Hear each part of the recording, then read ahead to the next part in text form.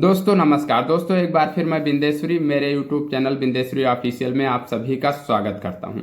दोस्तों जैसा कि कल डोनाल्ड ट्रंप का जो संबोधन हुआ था, 19 मिनट का भाषण हुआ था, उसमें डोनाल्ड ट्रंप ने बताया था कि हम ईरान के ऊपर अगले सप्ताह और हमले तेज कर सकते हैं। उस भाषण में उनके कई बातें ऐसे निकल के आई थी जिससे ये भी था कि हम युद्ध को सीज फायर की तरफ भी ले जा सकते हैं, और अगर बात नहीं बनी तो हम ईरान पे अगले हफ्ते हमले बहुत तेज करेंगे। तो दोस्तों अगला हफ्ता छोड़िए, कल उनका भाषण हुआ और आज ही 3 अप्रैल को ईरान पे बहुत बड़ा हमला किया। तेहरान और कर्ज के बीच में एक ब्रिज पड़ता है, B1 ब्रिज का नाम है B1, जो तेहरान और कर्ज सिटी के बीच में पड़ता है।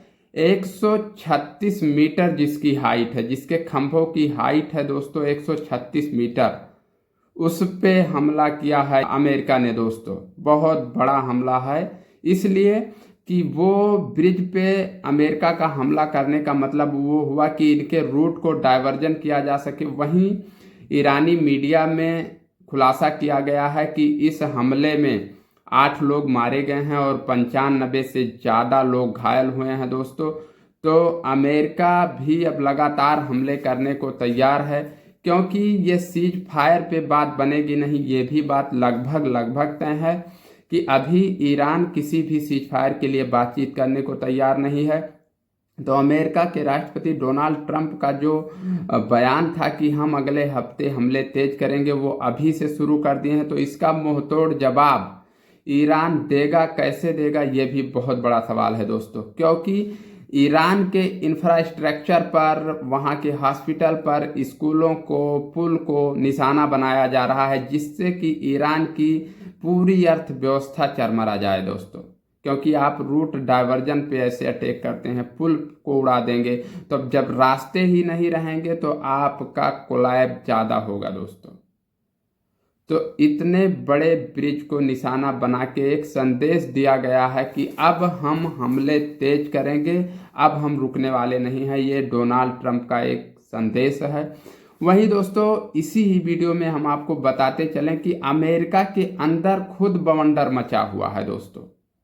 CNN रिपोर्ट के अनुसार अमेरिका के अंदर इतना बवंडर मच रहा है कि वहाँ के मिलिट्री चीफ इस्तीफा दे रहे हैं, सेक्रेटरी इस्तीफा दे रहे हैं, जितने बड़े बड़े अधिकारी हैं, बड़े आला अधिकारी हैं, जो युद्ध के सैन्य प्रवक्ता हैं, ऐसे लोग इस्तीफा दे रहे हैं, पीछे हट रहे हैं। और डोनाल्ड ट्रंप जिनको चाह रहे हैं उनको प्रमोट करके, उनके मन मुताबिक जो काम करेगा उसको डोनाल्ड ट्रंप ऊपर ला रहे हैं, और जो उनके अनुसार नहीं रहेगा उनको या तो रिटायरमेंट दे दिया जा रहा है या उनको इस्तीफा देने के लिए मजबूर किया जा रहा है दोस्तों। रैंडी जॉर्ज जो अमेरिका के मिलिट्री चीफ हैं, उनको रिटायरमेंट के लिए मजबूर किया गया दोस्तों, और उन्होंने रिटायरमेंट स्वीकार भी कर लिया। तो इस समय इस युद्ध में केवल ईरान और इजराइल ही नहीं, बल्कि अमेरिका के अंदर भी वो बवंडर मचा हुआ है जो इस समय लगातार चला। लेकिन ये है दोस्तों कि अब जिस तरीके से व्हाइट हाउस में इस समय गर्माहट है, जिस समय माहौल है, उससे ये लग रहा है कि किसी बड़े हमले के फिराक में डोनाल्ड ट्रंप नजर आ रहे हैं दोस्तों, कि जो अब बहुत बड़ा कोई हमला ईरान पे होने वाला है दोस्तों, ऐसी आशंका जताई जा रही है, जिसका उन्होंने ट्रेलर आज 3 अप्रैल को दे दिया। एक ब्रिज को उड़ा के, B1 ब्रिज, जो ईरान का एक महत्वपूर्ण ब्रिज माना जाता है, सबसे लंबा ब्रिज था, उस पे अटैक किया है दोस्तों। तो अब ये युद्ध ऐसे मोड़ पे है जहां से और भीषण हो सकता है और घमासान हो सकता है। इसका सबसे बड़ा एग्जाम्पल दोस्तों ये है कि अगर इस युद्ध को और कंटिन्यू जारी नहीं रखना होता तो डोनाल्ड ट्रंप अपने ही मंत्रिमंडल में इतना बड़ा फेरबदल नहीं करते दोस्तों। ये बहुत बड़ी बात है। इसलिए इस युद्ध में और भीषण युद्ध होगा, और आगे आने वाले दिनों में दुनिया के तमाम देशों को इसका असर झेलना पड़ेगा।